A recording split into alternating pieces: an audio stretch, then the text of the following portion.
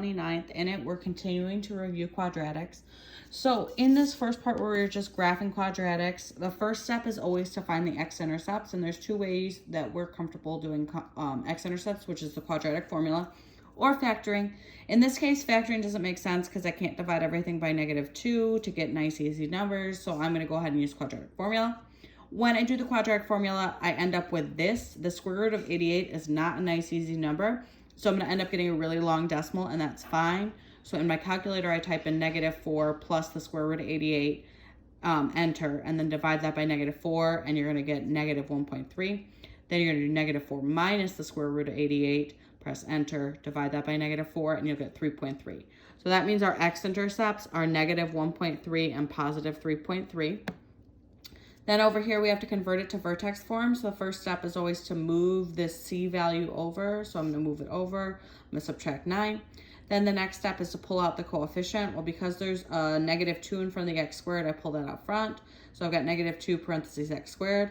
Then I'm thinking, what number times -2 will give me +4? Well, -2 times -2 will give me +4. So that's why I've got that right here.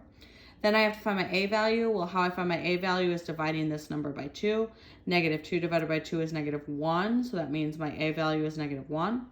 Well, -1 squared is 1. So that's why I'm going to put 1 here.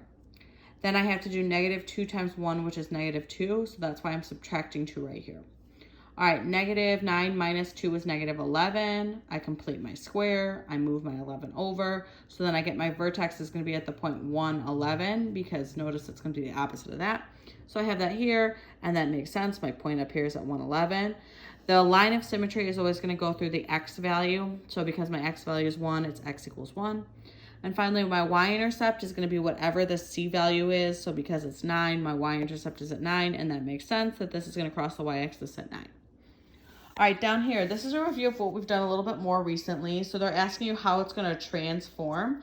So because in here it has a -1, that tells me it's going to move to the right 1. And over here, because it has a +2 on the outside, that tells me it's going to move up 2. And hey, look, I was right when I plugged those in. All right. You would do the same thing with this one, except in this equation, notice that it's not plus or minus anything, it's multiplying. And whenever we're multiplying by a number that's bigger than 1, it's going to get narrower. If it's a number that's a fraction or a decimal that's between 0 and 1, then it's going to get wider. But in this case, it gets narrower, which is true, it got skinnier. All right, down here, you need to use this graph to answer the questions on the next page. So the first question, it says, how long is the rocket in the air? Well, since it starts off at 0 seconds and it ends at 8 seconds, I can say that it's going to be in the air for 8 seconds.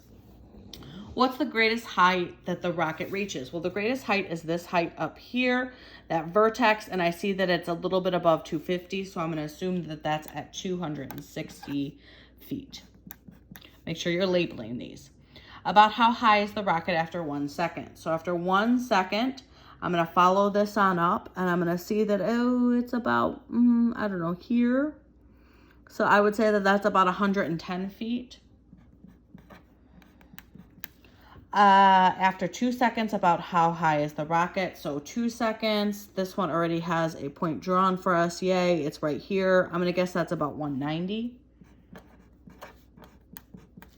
After 6 seconds, about how high is the rocket? Is the rocket going up or down? All right, 6 seconds, they already drew it for me. It's once again at 190, but instead of it going upward at 2 seconds, now it's coming down. So 190 feet, and I'm going to write down. All right, I'm going to finish up the rest of these on the paper, and then I will upload my notes. Talk to you guys later.